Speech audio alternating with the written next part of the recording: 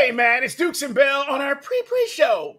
Day-Day's here. Big O's back today, and we're glad that you're here as well. We'll be on the day at 2 o'clock on 92.9 The Game. Got a big show. Bunch of guests going to stop by. Connor Riley from Dog Nation to talk about the Dogs and this big Auburn game that's coming up this weekend.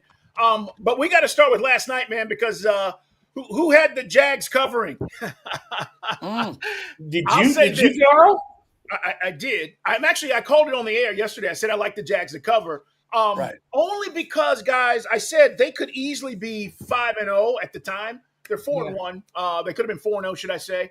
But, Mike, the Chiefs, look, they have fundamental issues. Now, it feels like they're getting back to where they were because the speed on the outside is back. Xavier Worthy was back. Hollywood Brown's out there. They're able to stretch the defense, which opens up Patrick Mahomes underneath. That's something they hadn't been able to do. But really, the story was about how the Jags were resilient last night. And what'd you think about Sunshine? We call Sunshine, that's Trevor Lawrence, guys. Yeah, man, pride of Cartersville. And I thought, he was really money. He throws a pick, but it's an illegal pass interference play. The refs missed.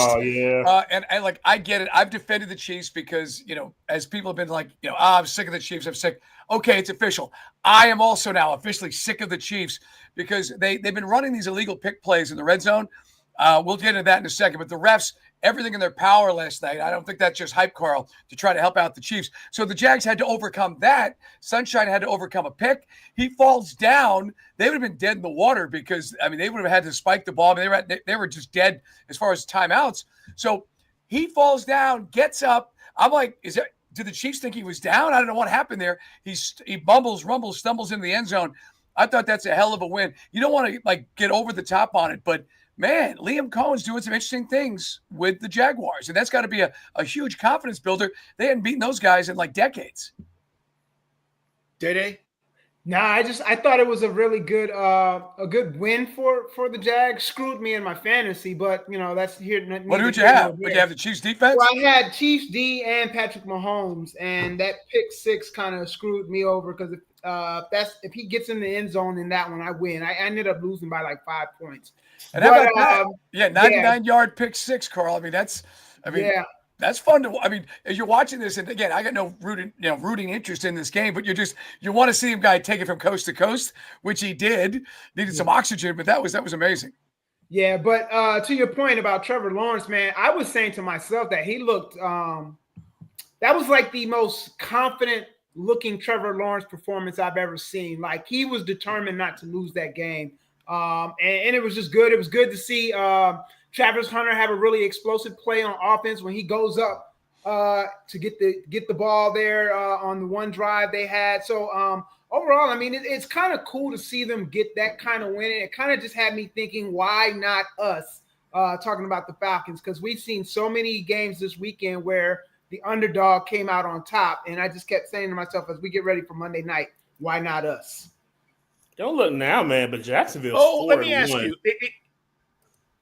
Correct. I was just going to say, though, is Trevor Lawrence slowly creeping up into this next class of quarterbacks? Let's be real, guys. He's not been a top 5 quarterback. He just hasn't, right? They haven't been there. And you make this kind of performance. You have this kind of performance last night. Oh, is he creeping up there? Is he getting into that top 5 QB conversation? He needs to do it a little bit more, but, he's got weapons on that team. You got Brian Thomas and you got Travis Hunter. You have guys on the outside. Maybe it was just a matter of him being with somebody like Liam Cohen, who, supposedly is a quarterback whisperer. You saw what he did last year for Baker in Tampa. So at some point or another, Trevor has to put it together. So far, though, this season, you've seen stuff hasn't compounded for him. 1 pick hasn't turned into 2 picks, hasn't turned into 3 picks. He hasn't become that kind of multiple turnover machine, or 1 bad throw doesn't compound into a bad drive, doesn't go into another bad drive. He's learning how to sort of, all right, I had a bad play. Let's move on. Shake it off, right? Let's not have that, right? Not have that deer in the headlights look. Maturity with him. And by the way, he is 29th in completion percentage, so that's not even close to being elite. 14th in passing yards. I just looked it up thanks to AI. So he's creeping up, and more importantly, Carl, you're first place in the division.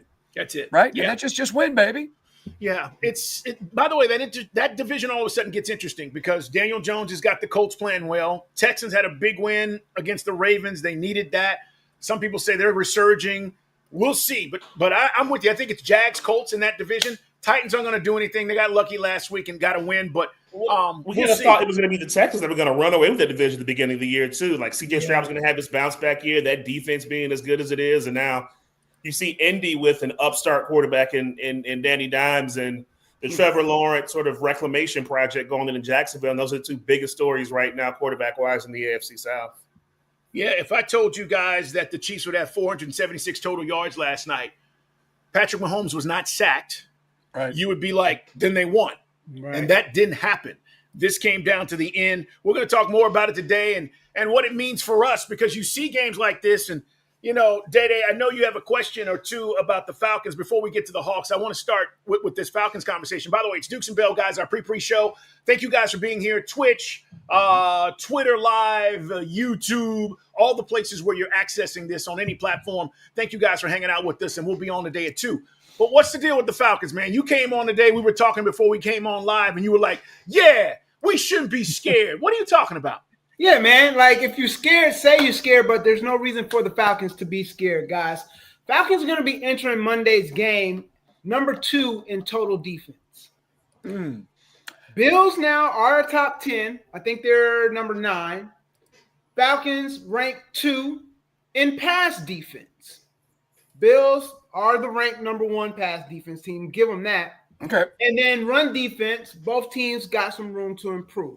So I say all that to say, like, we kind of got to get away from, oh, man, we're facing the Bills team that's mad about the fact that they lost to the Patriots.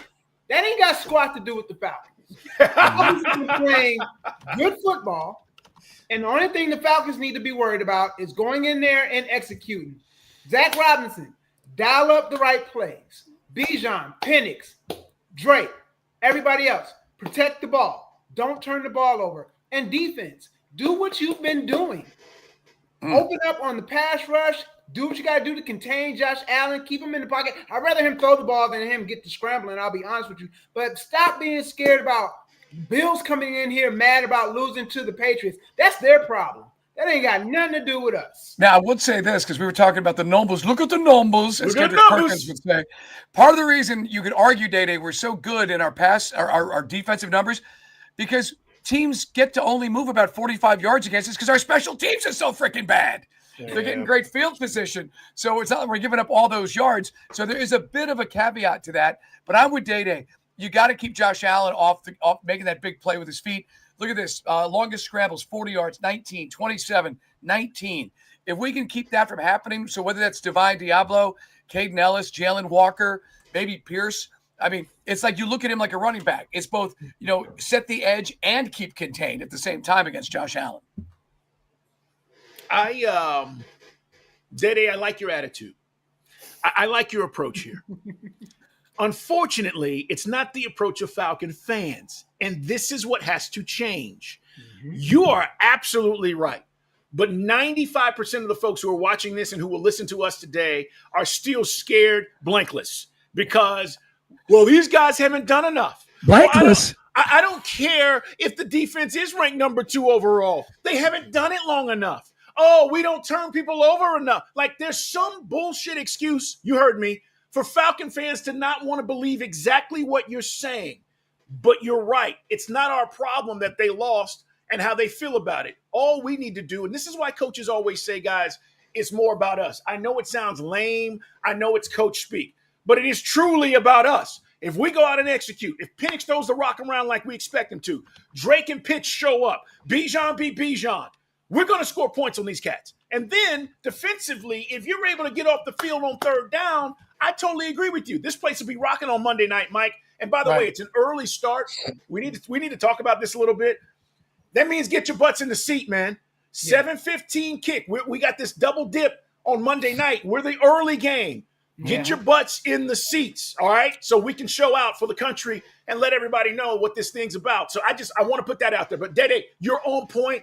It's just unfortunate. And you guys know, Mike, you know, most Falcon fans are like, yeah, but. There is no but. We always have to deal with this. And that, like, when you don't go to the playoffs for 7 seasons, and we talked about this on the show, again, guys, we'll dive into it. It's just, you got a combination of the fans who don't have season tickets or the PSL. So, like, I can make $1,000 per seat to sell it to somebody from Bill's Mafia. So, yeah, there'll be a lot of those guys there. But if we continue to win, we start turning this thing around and we become, the sexy show in town. Because, like, it is what it is. When we're winning, they pack the house. Look about 16 at Georgia Dome. Look at 17 at Mercedes-Benz. We know what we're capable of. Right now, though, I get it. People just are on the fence. Yeah, that Carolina game, I'm not sold. It's hard to have to do talk radio and convince fans to buy into your own team when you got Bijan Robinson and Drake London and Penix and all that. But, Carl, you win this Buffalo game, we're going to have a hell of a lot of converts, to your point, and that thing will start to turn around. Stop being scared. I'm with you. I buy in. All right, man. Let's talk about last night. The Hawks had their first preseason game. Look, it's preseason. We understand that. But we need reasons to start getting excited about this team. Big O, I know you watch a lot of NBA. You pay attention. Nickeil Alexander, I love this piece. He had 13 points last night. They played the Rockets. Don't care again about wins and losses. I just want to see pieces, man. I want to see Zachary Richache. I want to see Porzingis. I want to see what JJ looks like. That's Jalen Johnson. We need reasons to start getting excited. But Nickeil, I'm starting with you because I know you watch a lot of NBA. Defensively, he's a piece we have not had. We didn't have Dyson Daniels until we got him, and we didn't know how good he was. But I'm telling our audience, and I'm telling Hawks fans, you just got another Dyson Daniels kind of player on the defensive end, didn't you? It's going to be a lot of fun to watch them lock teams down in the perimeter next year because you got guys who have length, you have size, and having Nickeil and having Dyson out there, literally those are guys who, in football terms, those are your island cornerbacks. Those are the guys you say, all right, we got to help. You got that guy. We have to help out with you at all. You D him up, and we're good to go. So last night, you kind of saw that defensive intensity from him. But what I'm really excited about with him is the fact that he's going to be asked, I think, here to have a bigger offensive role than what he had in Minnesota. Yeah. And that's what we did with Dyson when we brought him in from New Orleans. And we saw how he blossomed and became more of an offensive threat. So we're going to see that defensive game is going to translate. That defensive game for him is going to travel. But last night, though, you saw he hit 3 threes. Active on the offensive end. So I'm really excited to see how that translates from him being asked hey, we want you to shoot more here. We want you to drive more here. The ball's going to be in your hands. You're not going to be some guy out there. We're going to run plays for you. You're not going to be some decoy out there. We want you to have an active role participating in this offense. So I'm going to be really excited to see what Nickeil does with that. Yeah. By the way, what is the acronym now? Do we call him NAW? No. N-A-Dub? No. N-A-Dub? N-A-Dub, Carl? I don't know. Either way, 3-point shooting as a whole, 30% less. I know it's just preseason, but we think we're going to be one of these teams chucking a lot of threes as well. Yeah, no doubt. And the other thing is, to your point about Dyson Daniels, when he came on our show, might have been the first time last year, and he said to us he was literally afraid to shoot in New Orleans because he thought he'd get pulled. And he said that on our show, and we were like, and he said here, that's not the case with Quinn Snyder. There were games last year, guys, I can name 8, where he literally had to be special for us to either be in the game or win the game. And that's him putting up 25 or more, and he did it with ease. He can score when he wants to, but he's not, he's not the facilitator. He's not looking to do that. So I'm with you. What'd you think, Day, about the Hawks last night? They lose again, 122-113. First preseason game. We had Steve Holman on the show yesterday. It's online at Odyssey.com, but he's excited, and I think one of the things he said, and I didn't allude to this, but I will here. So we talked to Steve Holman yesterday, and having been on the road with the Hawks, he talked about these dinners they have, right? And they're not all the time. He said, we're on the road, and everybody showed up. I'm just telling you guys, that's different. Yeah. When you have an entire team, because guys, they make a lot of money, they get per diem, they can go do what the hell they want to do, okay? But when you say, hey, we're having team dinner at 7, and everybody shows up, that is what happened at OKC. They do this crap all the time. It's what happens in Boston. These guys hang out. It helps the camaraderie and it helps the team. I know you may not think that's a big deal, but it hasn't always been that way with this Hawks team. And so when Steve said that yesterday, I was like, okay, that tells me that guys are liking the environment and they're buying in. And whatever Trace did during the summer, fellas, it must be working, because all this crap about nobody wants to be around Trae, nobody wants to play with Trae, it's been crap. But those kind of things that go on behind the scenes tells you a lot more of what's going on with this team. Right. That narrative about Trae that everybody puts out there, just it's good. It's just the maturity. Maybe there was a time that might have been true, but I think he's evolved. He's matured. We've talked about that in the offseason. Also coming up later today on Dukes and Bell, the LeBron announcement. It's a great big friggin' nothing burger. We'll explain all that, Carl. And Shams Charania, I should say, saying that the Knicks were calling the Bucks about Giannis. And that had a little traction, which is kind of interesting. Imagine how that would have changed the landscape in the Eastern Conference. Well, they would have been the favorites to win it all, depending on what they gave up. But, yeah, man, look, I think that Milwaukee should have traded him. They got the best of Giannis. They got a chip out of him. I love him, but, there's a time to go. And I think they probably should have pulled the trigger. I think they're afraid there's nobody to go watching in Milwaukee. If you trade Giannis as a fan, who you going to watch? Like Crazy Eyes? I mean, nobody's there. So, but that's Bobby interesting. Yeah, Bobby Portis. But we'll get into it, man. Guys, 2:00, we are on today, Sports Radio 92.9 The Game. Tomorrow, reminder, we're going to be live in Hiram at Buffalo's Cafe. And then on Thursday, Mike and I, Day will be up there with us as well at Flowery Branch. Coaches interview, player segment. We'll get you ready for this big Monday night matchup and start to dive into how we're getting ready up there at Flowery Branch. So lots in store this week. Be there at 2:00 today, man. Thanks for being here.